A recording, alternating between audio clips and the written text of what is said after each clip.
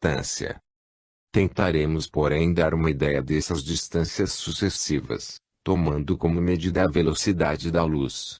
Diremos, para tanto, que a luz, que percorre 75.000 léguas por segundo, leva nada menos que 3 anos e 6 meses para chegar até nós, vinda da vizinha estrela Alfa da constelação do Centauro, que ela viaja 14 anos para nos vir de Sirius, e 21 anos para nos vir de Veiga, que o raio luminoso enviado pela Polar só nos chega depois de 50 anos de ser emitida, e aquela enviada pela Cabra viaja por 72 anos antes de chegar até nós, que além destes astros vizinhos, a duração do trajeto é cada vez maior, e para as últimas estrelas visíveis com o telescópio de 3 metros, este trajeto não poderia se efetuar em menos de 1000 anos. E para as últimas visíveis com o telescópio de 6 metros, em menos de 2.700 anos. Diremos, por fim, que há estrelas cuja luz só nos chega depois de 5.000, 10.000, 100.000 anos, sempre avançando incessantemente com uma velocidade de 75.000 léguas por segundo. Tais números começam a desenrolar aos nossos olhos os panoramas imensos do infinito, e a nos iluminar sobre a ínfima condição da Terra, esse nada visível que tanto nos assombrou quanto a sua importância pessoal. Eles nos dizem ao mesmo tempo que a história do universo astral se desenvolve, gigantesca, sem que conheçamos a primeira palavra dela, perdidos como estamos em nossa estação isolada. Os raios luminosos que nos chegam das estrelas nos contam a história antiga de um número infinito de criações cuja história atual é desconhecida desta pobre Terra. Suponhamos, por exemplo, que a magnífica Sirius se apague hoje por uma catástrofe qualquer, e a luz levando 14 anos para nos chegar deste astro, nós o veríamos ainda por 14 anos naquele mesmo ponto do céu de onde teria, na verdade, desaparecido há muito. Se as estrelas fossem aniquiladas hoje, elas brilhariam ainda muitos anos, muitos séculos, muitos milhares de anos sobre nossas cabeças, e é possível que as estrelas das quais ainda nos esforçamos presentemente por estudar seu caminho e sua natureza, não existam mais desde o começo do mundo, o mundo terrestre. Não conhecemos a história passada do universo. Nossas relações com esses astros resplandecentes que brilham no éter se limitam a alguns raios que se pode medir por estarem mais próximos. Tudo mais nos é ocultado pela distância. As transformações perpétuas da criação se efetuam sem que nos seja possível estudá-las nem conhecê-las. Mundos nascem, vivem e morrem. Só se acendem ou se extinguem. Humanidades crescem e caminham para seus destinos diversos. A obra de Deus se cumpre, e nós somos arrebatados como os outros no eterno abismo, sem nada saber. Há estrelas cujo brilho diminui. No ano 276 antes de nossa era, Eratóstenes dizia, falando das estrelas da constelação do Escorpião, elas são precedidas da mais bela de todas, a estrela brilhante da Serra Boreal. Ora, atualmente a Serra Boreal não domina mais em brilho os asterismos ao seu redor. Hiparco dizia, 120 anos antes de Cristo, a estrela da pata da frente do carneiro é notavelmente bela, ela é hoje de 4ª grandeza. Flamsteed assinalou na constelação da Hidra 2 estrelas de 4ª grandeza que W. Herschel achou de 8ª, no século seguinte. A comparação dos catálogos antigos aos modernos mostra muitos exemplos análogos. O jurisconsulto astrônomo Bayer assinalou Alfa do Dragão como de 2ª grandeza, ela agora só é de 3ª. Há estrelas coloridas cuja luz sofreu alterações de cor. Assim a Sirius, que as obras da antiguidade mencionam como de cor vermelha muito pronunciada, e que atualmente é do mais puro branco. Há estrelas que se extinguiram, e das quais não se encontra paz nenhum traço onde no passado eram observadas. Jean-Dominique Cassini, o primeiro diretor de nosso observatório, anunciava no fim do século XVII que a estrela marcada no catálogo de Bayer acima de Epsilon da Ursa Menor tinha desaparecido. A nona e a 10ª do Touro também desapareceram. De 10 de outubro de 1781 a 25 de março de 1782, o célebre astrônomo Dislog assistiu aos últimos dias da 55ª de Hércules, que caiu do vermelho ao pálido e se extinguiu logo em seguida. Há estrelas cuja intensidade luminosa aumenta. Dentre estas, a 31ª do Dragão, cujas observações constataram o crescimento da 7ª e 4ª grandeza, a 34ª do Lince, que subiu da 7ª para a 5ª, e a 38ª de Perseu, que se elevou da 6ª para a 4ª. Há estrelas cujo brilho varia periodicamente, e que passam regularmente de um máximo a um mínimo de intensidade segundo um ciclo constante. Tais são, para longos períodos, a estrela misteriosa Omicron da Baleia, cuja periodicidade, muito irregular, varia da 2ª grandeza à desaparição completa, do pescoço do cisne, cuja periodicidade é de 13 meses e meio, e que varia da 5ª à 11ª grandeza, a 30ª da Ida de Hevelius, que, no intervalo de 500 dias, varia da 4ª grandeza à desaparição. Tais são ainda, para curtos períodos, Delta de Cefeu, cuja periodicidade é de 5 dias e 8 horas, e a variação da 3ª ou 5ª grandeza, Beta da Lira, cuja periodicidade é de 6 dias e 9 horas, e a variação, da 3ª ou 5ª, igualmente, Gama de Antinou, que varia em 7 dias e 4 horas, da 4ª à 5ª grandeza. Há estrelas que apareceram subitamente, brilharam com fulgor mais intenso, e desapareceram para não mais reaparecer. Tais são as estrelas novas que se acenderam sob o imperador Adriano e sob o imperador Honório, no 2º e no 4º século, a estrela imensa observada no 4º século no Escorpião por Albilmazar, e a que apareceu no 10º, sob o imperador Otón, e assim foi a memorável estrela de 1572, que enriqueceu durante 17 meses a constelação de Cassiopeia, ultrapassando Vega, Sírius e Júpiter em brilho, fenômeno que fez a estupefação dos astrônomos e o terror dos fracos. Nos primeiros dias de sua aparição, ela podia ser discernida em pleno dia. Seu brilho enfraqueceu gradualmente mês a mês, passando por todas as grandezas até a desaparição completa. Para dizer de passagem, poucos acontecimentos históricos causaram tanto barulho quanto esse misterioso enviado do céu.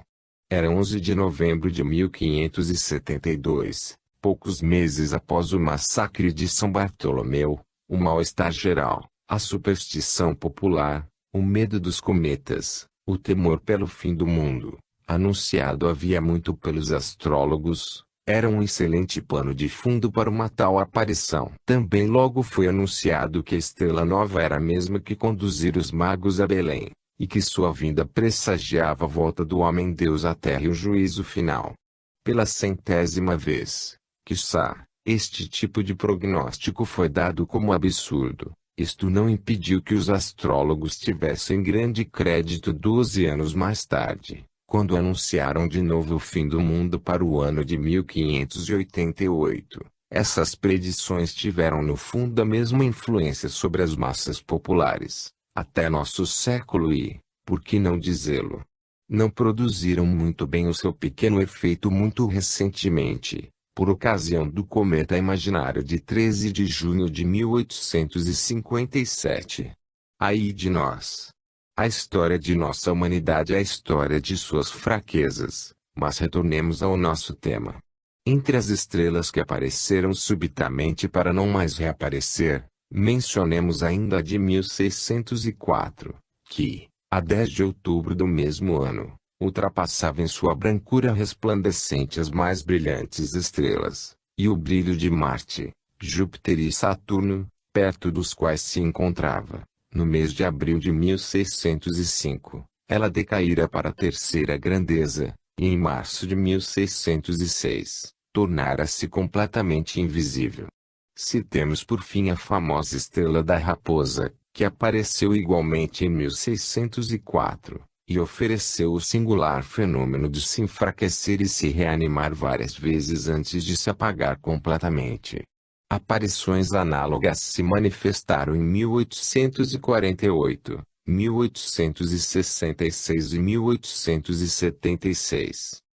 Acabamos de traçar sumariamente a história de algumas das transformações ocorridas no universo visível, e que se observaram daqui. Percebemos que esta história é apenas um sinal do que se passa cotidianamente na universalidade do céu, mas basta para destruir em nós a ideia antiga da aparente imobilidade de um céu solitário. O hábito que temos de forçosamente só contemplar os mundos do espaço durante as trevas de nossas noites, o silêncio e a solidão que nos envolvem na letargia da natureza e no sono dos seres, dão-nos uma falsa impressão do espetáculo que se estende além da terra, e somos levados a observar o céu estrelado como participando do estado de coisas que nos rodeia. E uma ilusão que devemos a nossos sentidos, mas que é importante corrigir pelo raciocínio. Todo planeta tendo um hemisfério escuro e um iluminado, pois só um lado do globo pode receber de cada vez os raios solares. O dia e a noite se sucedem constantemente para todos os pontos do globo, seguindo o movimento de rotação do planeta, e a noite é, por conseguinte, um fenômeno parcial, ao qual o resto do universo é totalmente estranho. A escuridão, a solidão, o silêncio, pertencem ao lugar em que estamos, e não vão além disto.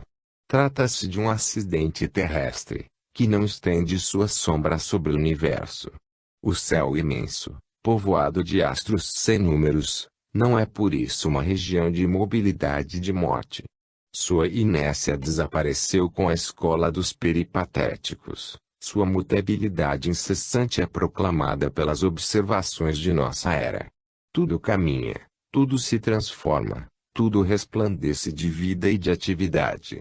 Visto de longe, abraçado pelo olhar investigador do filósofo, que faz abstração de tempo e espaço, o universo é um conjunto gigantesco de sistemas estelares, cujos sóis radiosos, planetas esplêndidos, cometas chamejantes e todas as criações etéreas se cruzam, se procuram, se sucedem incessantemente, levados por um movimento perpétuo pelos caminhos diversos a que são conduzidos pelas leis divinas. A vida mora lá, não a morte, a atividade, não o repouso, a luz, não as trevas, a harmonia, não o silêncio, as transformações sucessivas das coisas existentes, não a imobilidade e a inércia. É isso, sobretudo, que se deve ter em mente para conhecer a realidade da criação viva, e não sobre o grão de areia que ficamos confinados aqui embaixo. Descrevemos as distâncias das estrelas mais próximas. Elas deixaram as nossas ideias campo livre para se erguer em meio às vastas regiões do céu. Perguntemos agora a esse céu esplêndido o número dos astros que o povoam como formigas de um formigueiro, sempre continuando afastados uns dos outros por distâncias equivalentes às que mencionamos mais acima. Lembremos-nos de início que, para facilitar a indicação do brilho das estrelas, elas foram classificadas por ordem de grandeza, segundo este mesmo brilho. Sabe-se que esta denominação de grandeza não se aplica às dimensões das estrelas, que nos são desconhecidas, mas somente a seu brilho aparente, e que, em tese, as estrelas que nos parecem menores devem ser consideradas as mais distantes. Ora, contam-se, nos dois hemisférios, 18 estrelas de primeira grandeza, 60 de segunda, perto de 200 da terceira. Vemos que a progressão é rápida. A quarta grandeza encerra 500 estrelas, a quinta, 1400, a sexta 4000. Aqui se interrompe o número das estrelas visíveis a olho nu, mas a progressão continua na mesma relação além deste limite e aumenta da mesma maneira, à medida que consideramos as menores grandezas. Pode-se imaginar mais facilmente este crescimento, se reflete que as estrelas nos parecendo, como já o dissemos, tanto menores quanto mais afastadas estão da Terra, O círculo ou a região que elas ocupam em relação à Terra abarca tanto mais espaço quanto esse círculo está afastado de nós. Além da sexta, contam-se ainda 10 grandezas de estrelas visíveis apenas ao telescópio. Para dar uma ideia do crescimento numérico destas estrelas, diremos que a oitava grandeza contém 40.000, a nona, 120.000, e a décima, 360.000. A progressão continua. Arago contava 9.566.000 estrelas da 13ª grandeza, 28.697.000 da 14ª, e avaliava em 43 milhões o número total das estrelas de todas as grandezas visíveis até a 14ª. Para as 16 grandezas, pode-se já avaliar numericamente a cifra em 75 milhões de estrelas visíveis, e talvez se eleve a 100 milhões. É o número de astros visíveis, quer dizer, daqueles que estão próximos o suficiente das regiões do espaço em que estamos, para que os seus raios possam chegar até nós. Além deles, o número continua a crescer, nas regiões do invisível. Compreender-se-á facilmente perante esse quadro, e reportando-se as distâncias recíprocas das estrelas disseminadas pela imensidão, que a luz de certas estrelas emprega 1.000, 10.000, 100.000 anos para chegar até nós, mesmo percorrendo 75.000 léguas por segundo. Pérolas esplêndidas incrustadas no imenso imóvel escrino da gravitação, sob os liames dessa lei universal, as estrelas vão planando pelos espaços, filhas de uma mesma nação, irmãs de uma mesma família. Aqui nós as vemos aglomeradas aos milhares e suspensas no espaço como um arquipélago de ilhas flutuantes, mais longe, reunidas em sistemas siderais, erguer-se ou descer juntas em redor de um centro invisível. Um grande número de estrelas, cerca de uma em 40 que parecem simples a olho nu, ou no campo visual de uma luneta comum, descobriu-se que eram duplas, quando se dirigiu sobre elas o olho penetrante dos telescópios de Herschel, de Struve e de Lord-Rosse, e ali onde se percebia só um astro fixo nos céus, agora se estuda um sistema de dois sóis rolando juntos em torno de um centro comum de gravidade. Da mesma maneira observou-se estrelas múltiplas, triplas e sistemas quádruplos do mundos. Estes sistemas são movidos, como o nosso, pela força de atração, e cada um dos sóis que os compõem pode ser visto como o centro de um grupo de planetas, cujas condições de habitabilidade devem ser muito diferentes das nossas, tendo em vista a coexistência de dois ou muitos focos caloríficos e luminosos, e as combinações variegadas de seus movimentos no espaço. As revoluções destes sóis em torno de seu centro comum de gravidade se cumprem em tempos muito diferentes, conforme os sistemas. Um par, como o de Epsilon de Hércules, gira em 34 anos e 6 meses. Um outro, como o de Gama da Virgem, em 175 anos. Ainda um ou outro, o de Epsilon do Aquário, emprega mais de 1.500 anos para percorrer sua órbita. Estes grupos binários são, para os mundos próximos deles, que podem observar seus movimentos, gigantescos relógios estelares marcando no céu períodos seculares perante os quais os anos da longevidade humana passariam desapercebidos. Que panorama soberbo se ergue perante nós, quando contemplamos esses sóis distantes, fontes maravilhosas de um novo mundo de cores. Terras iluminadas por dois sóis diversamente coloridos, dos quais um resplandece como imenso rubi luminoso, e o outro como esmeralda límpida. Naturezas desconhecidas onde a púrpura reveste todas as coisas, onde a safira e o ouro se casam segundo a posição de um segundo ou um terceiro sol azul ou amarelo. Dias laranjas, dias verdes, noites iluminadas por luas coloridas, espelhos fiéis dos sóis múltiplos, aspectos estranhos, que nenhum conceito terreno poderia fazer surgir em nossa mente.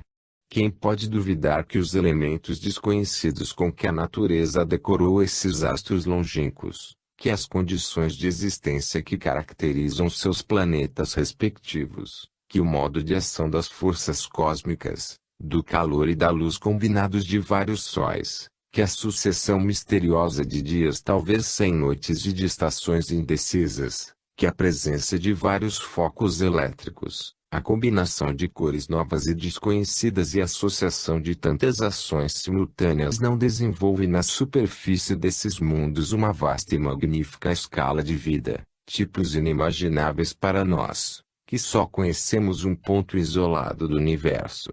Quem pode sonhar sobretudo que a harmonia destas esferas, que, nas regiões ignoradas, vibram como as nossas sob o sopro divino do grande ordenador, tenha se desenvolvido sem causa e sem objetivo nos desertos do vazio?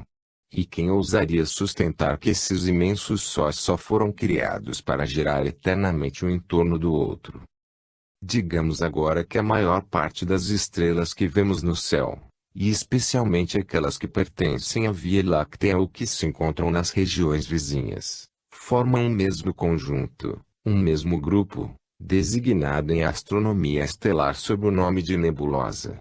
Nosso Sol, e consequentemente a Terra com os outros planetas, pertence ele mesmo a esta enorme aglomeração de astros semelhantes a ele, aglomeração da qual as camadas equatoriais se projetam em nosso céu sob a forma de uma vasta faixa luminosa que cruza a esfera estrelada. Ela está situada perto do meio desta camada de estrelas, não longe da região em que ela se bifurca em dois ramos. Ele ocupa assim uma parte central da Via Láctea. Se se quer saber quantos sóis há só neste plano equatorial perto de cujo meio estamos, diremos que avaliando essa porção do céu com auxílio de seu grande telescópio, William Herschel via passar no curto intervalo de um quarto de hora, e num campo de 15 minutos de diâmetro, uma quarto da superfície aparente do Sol, o número prodigioso de 116 mil estrelas, e que aplicando estes cálculos à totalidade da Via Láctea, ele encontrou pelo menos 18 milhões de sóis. É o número que se contou na camada equatorial da nebulosa de que o nosso Sol é apenas uma unidade bem insignificante, e na qual nossa Terra e todos os planetas estão invisivelmente perdidos. Quanto à forma e à extensão desta nebulosa, considerar-se-á como um acúmulo de estrelas lenticular, achatado e isolado por todos os lados, com um comprimento de 5.000 vezes a distância da estrela mais próxima, quer dizer, mais de 40.000 trilhões de léguas. Isto nos parece ser uma vasta e opulenta nebulosa, uma região estelífera mais rica em sóis que as minas da Terra em pedaços de hulha ou ferro. Esse imenso aglomerado de estrelas nos parece ser a mais bela riqueza da criação, para não dizer de toda a criação. No entanto, nosso julgamento aqui é apenas o resultado do hábito que temos de tudo relacionar às grandezas mesquinhos de nosso pequeno mundo. Esta é uma ilusão que importa abandonarmos reconhecendo que, longe de ser a única no universo, esta nebulosa é apenas a humilde companhia de uma multidão de outras não menos esplêndidas, que constelam tão brilhantemente, e talvez mais, as regiões etéreas. Há no céu um grande número de vias lácteas semelhantes à nossa, afastadas a tais distâncias que se tornam imperceptíveis a olho nu. Se perguntar a que distância a nossa deveria ser transportada daqui, para nos oferecer o aspecto de uma nebulosa ordinária, subtendendo um ângulo de 10, responderíamos, com Arago, que seria preciso se afastar a uma distância igual a 334 vezes o seu comprimento. Ora, este comprimento, mencionado acima, é tal que a luz emprega mais de 15.000 anos para cruzá-lo. A distância de 334 vezes esta dimensão, nossa nebulosa seria vista da Terra sob um ângulo de 10, e a luz empregaria, para chegar até nós, 334 vezes 15.000 anos, ou 5.010.000 anos, um pouco mais de 5 milhões de anos. Tal é, provavelmente, a distância de muitos aglomerados de estrelas que estudamos no campo visual de nossos telescópios.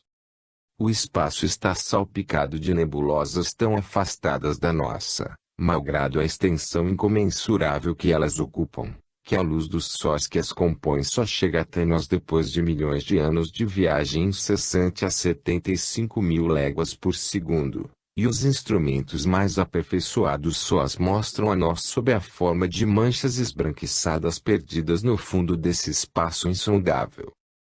Quando imaginamos o número das estrelas, as distâncias que as separam umas das outras, a extensão das nebulosas e seu afastamento recíproco, quando se tenta ver claramente nesta imensidão sem nome, quando, além dos mundos, encontram-se sem cessar outros mundos, e quando, além destes, novas criações se ajuntam sem fim às precedentes, quando, perante nós, há átomos, vemos o infinito se entreabrir.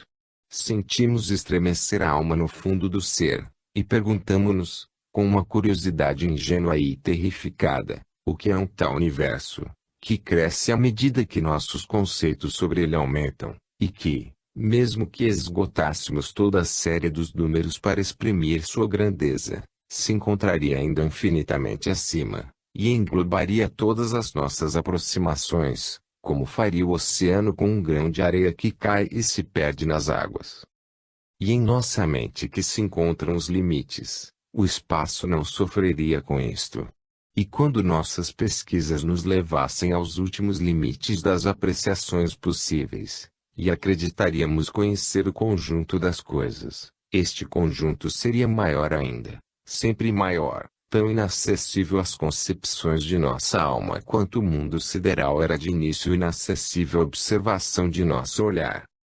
As últimas nebulosas que o olho penetrante do telescópio pode atingir, e que estão perdidas, pálidas e difusas, numa distância incompreensível, jazem nos limites extremos das regiões visitadas por nossos olhares, e parecem terminar nestes confins as celestes maravilhas.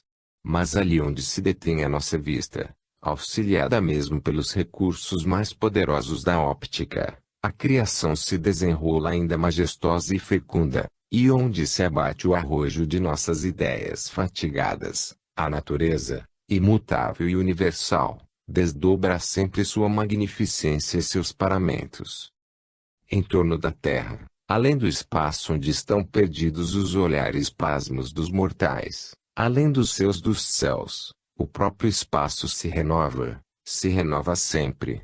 Ao espaço se sucede o espaço, a imensidão se sucede à imensidão. O poder criador desenvolve lá como cá o turbilhão incompreensível da vida, e incessantemente, através das regiões sem limites, sem elevação e sem profundeza do universo, se sucedem os sóis e os mundos.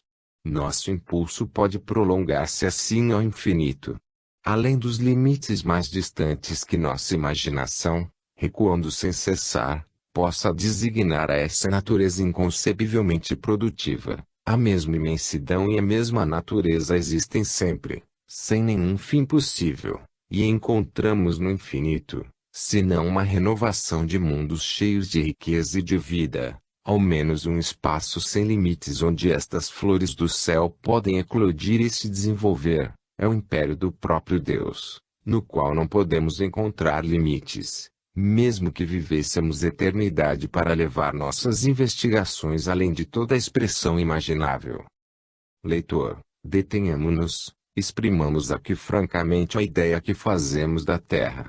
Ah! Se nossa vista fosse penetrante o bastante para descobrir, ali onde só distinguimos pontos brilhantes no fundo negro do céu, os sóis resplandecentes que gravitam pelo espaço e os mundos habitados que os seguem em seu curso, se nos fosse dado abranger num relance geral esses milhares de sistemas solidários, e se nós, avançando com a velocidade da luz, atravessássemos durante séculos de séculos esse número ilimitado de sóis e de esferas, sem nunca encontrar fim para esta imensidão prodigiosa onde a natureza fez germinar os mundos e os seres, voltando nossos olhares para trás, mas não sabendo em que ponto do infinito encontrar esse grão de poeira que se chama de terra, nos deteríamos fascinados e confundidos por um tal espetáculo. E unindo nossa voz ao concerto da natureza universal, diríamos do fundo de nossa alma, Deus Todo-Poderoso. Como fomos insensatos ao crer que não há nada além da terra, e que nossa pobre morada tenha, só ela, o privilégio de refletir tua grandeza e teu poder. Livro quinto. A humanidade no universo. Variedade dos seres, unidade do todo. 1. Os habitantes dos outros mundos. Opiniões diversas sobre os homens dos planetas. Romances científicos. Os habitantes da Lua. Astros subterrâneos circulando no interior da Terra. Lei hierárquica de Kant e de Bode sobre as humanidades. O que se pensa de Saturno? Porte dos habitantes de Júpiter, segundo Wolff. Cosmogonia de Fourier. Singularidades da analogia passional. Aspecto dos planetas para seus habitantes. Descrição de Vênus por Bernardin de Saint-Pierre. Viagens de Swedenborg às terras do mundo astral. Conjecturas de Huygens sobre os homens dos planetas. Dificuldade da questão. Erro geral. O antropomorfismo é a nossa grave ilusão, tudo é relativo. O infinitamente grande e o infinitamente pequeno. Nada de absoluto na física. Diversidade infinita dos mundos e dos seres. Ao espetáculo grandioso do universo sideral e de suas criações sem números, vão agora se suceder considerações menos graves, que se aproximam antes dos temas de estudo ordinário do que das operações transcendentes da uranografia. Elas servirão de transição natural à parte científica que precede, e à parte filosófica que deve terminar nossa obra, ao mesmo tempo que repousarão a mente de seu estado contemplativo, e a prepararão para receber as conclusões morais de nossa doutrina. Falaremos aqui do que se disse de todo gênero, e do que se pode dizer de mais racional sobre a natureza, sobre o modo de vida e sobre as faculdades dos habitantes dos outros mundos. Desde há muitos homens dos planetas são outros tantos pontos de interrogação soberbamente colocados perante a mente do filósofo e do sonhador. Desde há muito eles intrigam nossas almas investigadoras, sem deixar cair entre nossas mãos a chave de sua misteriosa existência. A questão, de resto, por mais enigmática que seja, e precisamente por isto, atrai o interesse ou a curiosidade de grandes números. Nosso dever é pois tratar dela aqui, e se não a resolvermos inteiramente, longe disso, talvez nossas palavras servirão ao menos para pôr em guarda os intelectos mais flexíveis contra soluções prematuras. A ardente curiosidade desenvolvida em nossa alma pelo estudo das coisas ocultas, e essa espécie de distante simpatia que desperta em nós quando nosso pensamento se transporta às outras terras do espaço, seriam magnificamente coroadas, com efeito, se nos fosse permitido entrar em relação com os habitantes daquelas esferas desconhecidas. Se ao menos tivéssemos alguns direitos legítimos de esperar que, com o auxílio dos aperfeiçoamentos da óptica, pudéssemos algum dia ver de perto esses campos povoados por outros seres, essas cidades construídas por outras mãos, essas casas abrigando outros homens que não os de nosso grupo terrestre, seria uma bem preciosa recompensa para os trabalhos dos observatórios e para os esforços dos filósofos. Mas, no estado atual de nossos conhecimentos, seria vão e pueril acalentar semelhante esperança para nosso tempo, e nossos descendentes deverão dar-se por muito contentes se os progressos da ciência lhes derem um dia o privilégio de levantar o véu tenebroso das distâncias. De tudo o que se escreveu sobre os meios possíveis de se comunicar fisicamente com os outros mundos, de tudo o que se imaginou em astronomia especulativa sobre a natureza dos habitantes do espaço, de tudo o que se criou relativamente às humanidades planetárias, não é uma só palavra séria e científica. E isto se compreende facilmente. Quando não se tem nenhuma base sólida sobre a qual se possa apoiar suas conjecturas, quando não se tem, para as excursões caprichosas da imaginação, senão o terreno movediço do possível, ou mesmo do verossímil, só se poderiam construir castelos de fadas, que o vento leva com a mesma facilidade com que se os constrói. Mas, afortunadamente, Os autores deste tipo de teorias as apreciam ordinariamente por seu justo valor, e só as apresentam a título de romances, que só têm de científica a ideia primeira sobre a qual foram bordados. Em seu curso de astronomia professado no observatório, Arago contava, há cerca de 20 anos, uma singular proposição de um geômetra alemão para entrar em correspondência com os habitantes da Lua. O plano deste geômetra consistia, como se recorda, em enviar às imensas estepes da Sibéria uma comissão científica encarregada de dispor sobre o terreno, segundo figuras geométricas determinadas, um certo número de espelhos metálicos refletores, recebendo a luz do Sol, e projetar a imagem do astro luminoso sobre o disco lunar. Por pouco que os selenitas fossem inteligentes, dizia ele, reconheceriam sem dificuldade que essas figuras geométricas regulares não poderiam ser efeito do acaso, mas que deveriam ser produzidas pelos habitantes da Terra. Este primeiro passo dado, eles mesmos deliberariam sobre o meio de se certificar da existência desses habitantes, respondendo àquelas figuras, que se diversificaria, e que poderia fazer às vezes de uma língua metafórico-ideográfica.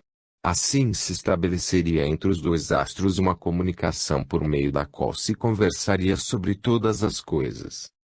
À parte esta ideia ousada e algumas ligeiras veleidades imperdoáveis de navegação aérea, não se imaginou outro meio físico de conversar com os homens dos outros mundos. Felizmente, para a história das pequenas utopias. Mas, em compensação, quantas conjecturas foram imaginadas sobre a população dos astros, e quantos seres foram criados em sonhos sobre as terras de nosso grupo solar, desde o ilustre Kant, que construiu, como veremos, todo um sistema sobre um princípio arbitrário, até o pobre Nequim, o triste comentador de Fourier, do estático Evasipanduro até o autor da Nova Jerusalém.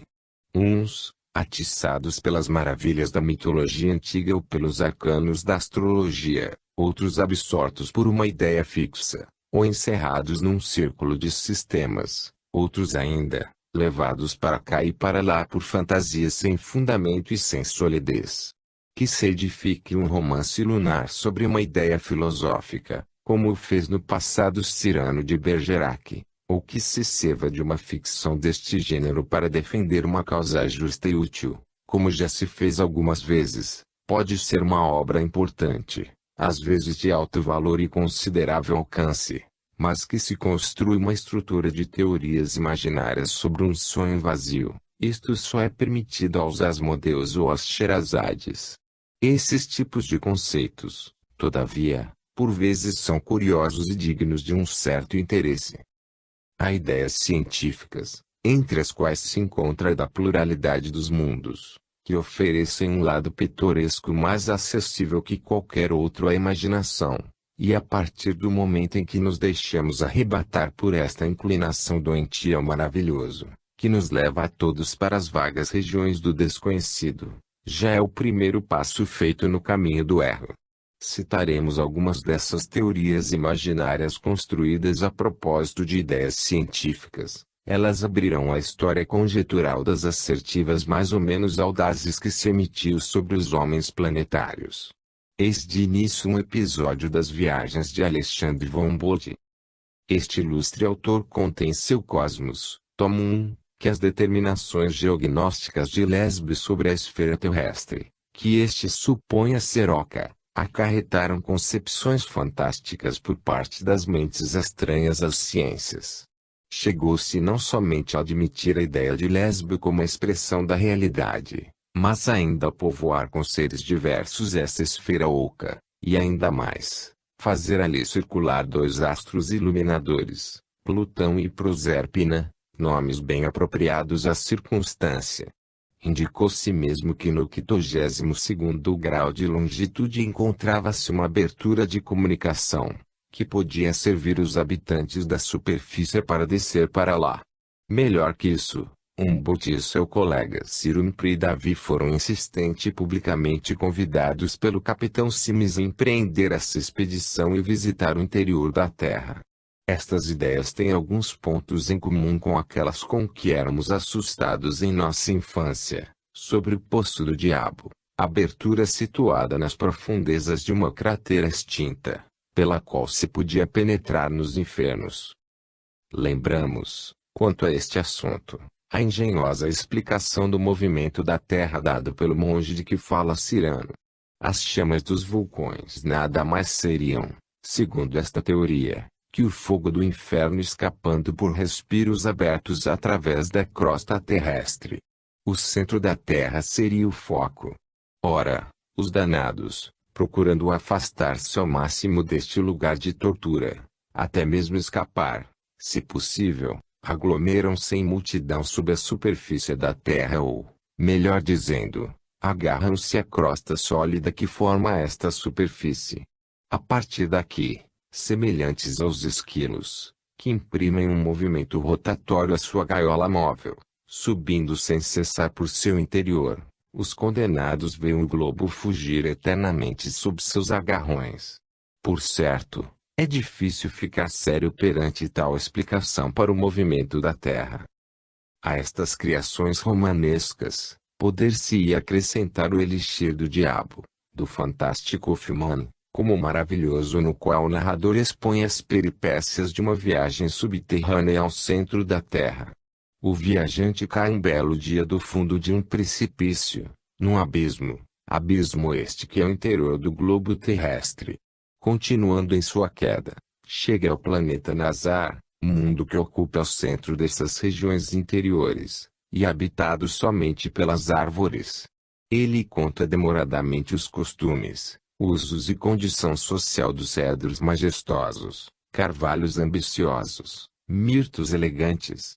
Seu exílio no primeiro satélite desta terra inferior, Martínia, habitado por macacos. Depois, seu itinerário sobre os 3 outros satélites, Harmônica, povoado por instrumentos musicais vivos, Mesendor, governado por Elefante X, e Cama, onde vivem homens muito semelhantes a nós, etc. É mais difícil calar-se do que falar sobre este capítulo inesgotável, e poder-se-ia, sem trabalho, manter um auditório em suspenso durante vários dias consecutivos, se este tipo de história pudesse cativar o suficiente a curiosidade sempre renovada dos ouvintes. Recordamos a propósito a aventura do famoso aeronauta Hans Pfaall, que, no relato de Edgar Poe, fez uma longa e interessante viagem às regiões lunares. Com o auxílio de um balão que reunia a leveza e a solidez, e com um condensador para não faltar o ar respirável daqui até lá, subiu em 19 dias de Roterdã à Lua, escreveu muito precisamente todas as fases de sua travessia, os fenômenos meteorológicos que teve a ocasião, raríssima, de observar a sua passagem, o aspecto sucessivo da Terra a diversas altitudes, e finalmente sua grande surpresa ao chegar aos selenitas, liliputianos, e observando seus costumes singulares. Isto foi possível saber pelo documento que um habitante da Lua trouxe a 30 de fevereiro do ano da graça de 1830 ao burgomestre Meneer Superbus van der Doek, presidente do Colégio Nacional dos Roterdanianos. Lembremos-nos ainda do rumor propagado por uma pequena brochura, nos últimos meses de 1835, que fraudulentamente se assinou com o nome de Herschel Filho e na qual se contava muito canhestramente as inépcias científicas mais grosseiras a respeito da Lua. Segundo este opúsculo, traduzido do jornal New York American, Sir John Herschel, que acabava de ser enviado em missão ao Cabo da Boa Esperança para estudos astronômicos, teria observado sobre a Lua os espetáculos mais fantásticos, espetáculos tais, segundo as próprias expressões do autor anônimo, que a prosa mais hábil não poderia fazer deles uma descrição exata, e que a imaginação levada sobre as asas da poesia mal poderia encontrar alegorias brilhantes o suficiente para pintá-las.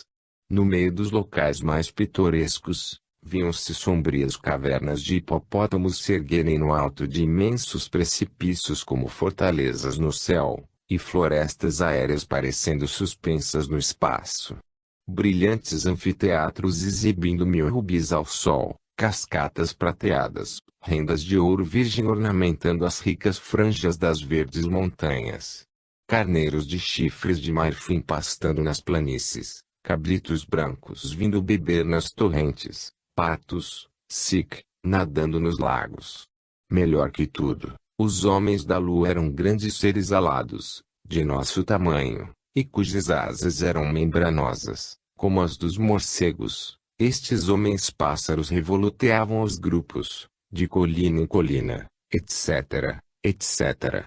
Todas estas maravilhas foram vistas a 80 metros de distância. Esta mistificação fez barulho suficiente para que Arago se visse forçado a repudiá-la em nome do Instituto, na sessão de 2 de novembro de 1835. Mas ela carregava em si mesmo o sinal de sua origem. Entre outras impossibilidades, o autor não vira que todos os objetos, animados ou outros, que nos apareceriam sobre a Lua, seriam vistos da vertical, como o que observamos, embaixo de nós, do alto de uma alta torre ou a bordo de um balão. Malgrado o interesse do assunto, não iremos mais longe na história do romance científico. Estas digressões se alongam um pouco em demasia, é verdade, do espírito desta obra, porém, ficaríamos surpresos talvez se disséssemos que de tudo o que se imaginou até agora sobre os habitantes dos planetas, não há nada de sério, no fundo, senão o mesmo que os contos inverossímeis já mencionados. Pode-se julgar pela exposição das próprias teorias. Começaremos por um dos primeiros filósofos, por um de nossos mais profundos pensadores. O pai da filosofia alemã, Immanuel Kant, estabeleceu, em sua História Geral da Natureza, que a perfeição física e moral dos homens dos planetas aumenta conforme o afastamento dos mundos ao Sol. Esta lei é corroborada por uma outra, que está longe de ser aceitável. A matéria, diz ele, de que são formados os habitantes dos diversos planetas, animais e vegetais, deve ser de uma natureza tanto mais ligeira e mais sutil, e seu tipo de encarnação oferece vantagens tanto mais consideráveis quanto maior for a distância que separa estes habitantes e o Sol. Segundo esta teoria, os habitantes dos planetas inferiores, de Mercúrio e de Vênus, são demasiado materiais para serem racionais, e suas faculdades intelectuais não são desenvolvidas o suficiente para que tenham a responsabilidade por seus atos. Os habitantes da Terra e de Marte estão num estado intermediário entre a imperfeição e a perfeição, em luta perpétua com a matéria, que tende aos instintos inferiores, e o espírito, que tende ao bem, sendo tanto mais verossímil que esses dois planetas, análogos em suas condições astronômicas, ocupem a mesma posição numa região média do grupo solar. Os habitantes dos planetas afastados, de Júpiter aos limites do sistema que o ilustre filósofo, antecipando as descobertas futuras, coloca além de Urano, desfrutam de um estado de perfeição e felicidade superior. Os dois versos seguintes, de a ler, podem ser-lhe aplicados. Talvez os astros sejam a morada de espíritos glorificados, assim como aqui reina o vício, lá no alto a virtude é soberana. Sobre os habitantes de Júpiter, Kant faz observar que as condições de existência de que este planeta está revestido seriam incompatíveis com o estado dos habitantes da Terra. No que concerne à duração do dia, diz ele, o lapso de 10 horas que o constitui mal seria o necessário ao nosso repouso e a nosso sono. Quando encontraríamos nesse globo o tempo para dedicar a nossos negócios, para nos vestir, para nos alimentar? O que seria de um indivíduo, cujos trabalhos exigiriam prosseguimento sem cessar durante um certo intervalo? Todos os seus esforços seriam impotentes para lhe fazer obter um resultado útil depois de ter trabalhado por 5 horas. Ele se veria de súbito interrompido por uma noite de mesma duração. Se Júpiter, ao contrário, é habitado por seres mais perfeitos, unindo, a um organismo mais perfeito, mais força e atividade na prática da vida, É permitido augurar que suas 5 horas lhes rendem tanto ou mais que 12 horas de dia nossa humilde humanidade terrestre. Esta maneira de considerar a correlação que existe sobre Júpiter entre as condições fisiológicas deste mundo e a natureza dos seus habitantes é sem dúvida científica, e é a única que possa adotar todo homem bom observador. Mas não é o mesmo com a doutrina geral de Kant, doutrina de que muitos filósofos compartilharam, com algumas variantes de sistema. Entre os astrônomos, o célebre Bode emitiu a mesma opinião no seu Considerações sobre a disposição do universo.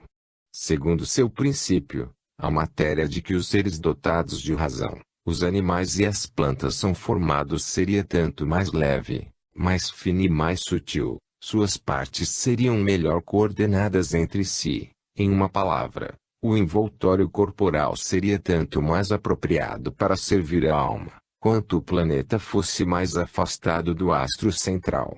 Considerando, pois, o conjunto do universo como um vasto sistema composto de sistemas múltiplos, Bode viu do centro para as extremidades uma imensa escala de perfeição nas criaturas organizadas e nos seres dotados de razão.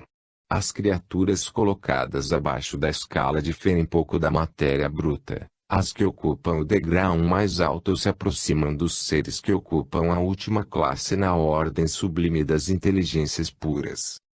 Este conceito do conjunto da criação é mais sedutora que bem fundada. O princípio sobre o qual repousa está longe de ser provado, pois não há nenhum fato da observação que indique uma tal graduação nos mundos, segundo suas distâncias respectivas ao Sol. Seríamos mesmo levados a crer que o rigor das condições extremas, como o frio, a escuridão etc., estabeleceria uma gradação oposta, mas não se tem aqui nenhuma base fundamental. Há, com certeza, um plano e uma unidade na natureza, mas vimos, em nossas discussões sobre as causas finais, que esse plano e essa unidade não são aqueles concebidos pelos homens, e que a obra da natureza se cumpre muitas vezes por caminhos ocultos, que talvez fiquem para sempre desconhecidos de nós. De resto, a doutrina que acabamos de resumir não se baseia sobre nenhum fato da observação, e não concorda de maneira alguma com os dados astronômicos que possuímos sobre cada planeta. Ela é puramente imaginária.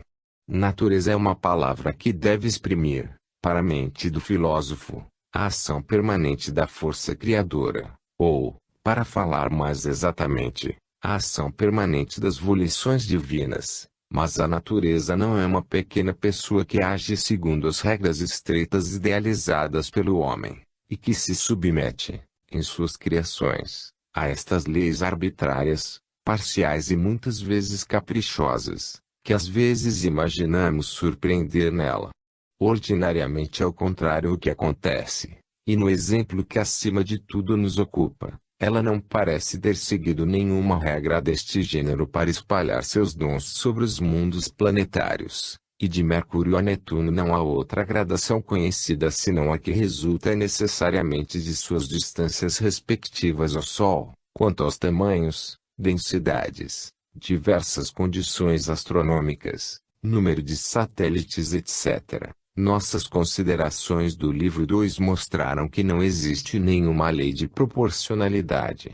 Do espetáculo de nosso sistema, não se poderia razoavelmente inferir uma graduação regular na ordem física, moral e intelectual das humanidades planetárias, e não se poderia apoiar em nenhuma autoridade científica para adiantar que, do centro ao sistema periferia, haveria decréscimo ou progresso nas faculdades do homem. Se se julga pelo que se passa ao redor de nós na Terra, as ciências fisiológicas nos ensinam, ao contrário, salvo algumas reservas de que falaremos, que os mundos suscetíveis do estado mais avançado de civilização, ou, melhor dizendo, que os mundos habitados por um tipo de seres superiores, física e moralmente, são os que reúnem as condições de existência mais favoráveis à manutenção luxuriante da vida, e que são adequados para fornecer a seus habitantes a carreira mais suave e mais longa. Júpiter estaria, neste caso, bem acima de Urano e Netuno, contrariamente às ideias do filósofo de Königsberg. Mas esta maneira de ver deve ainda guardar importantes reservas. Se for possível que o estado nativo da natureza viva esteja em harmonia com o grau de superioridade ao qual ela pertence, e que sobre esses mundos o trabalho físico não seja mais uma condição necessária do desenvolvimento das faculdades da alma, não se está autorizado, por isso, a concluir que os mundos mais favorecidos do ponto de vista do bem-estar e da tranquilidade das criaturas sejam necessariamente os mais elevados moral e intelectualmente. Aqui, nenhuma afirmação é possível, e toda indução neste caminho deve ser prudentemente conduzida.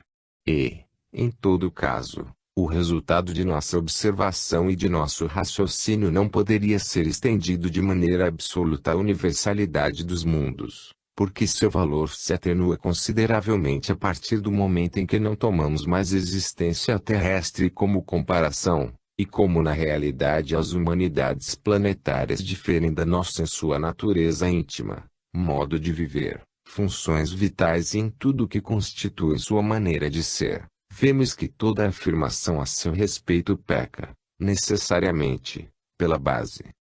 Caiu-se no erro, se não no ridículo, todas as vezes que se quis determinar a natureza dos habitantes dos outros mundos.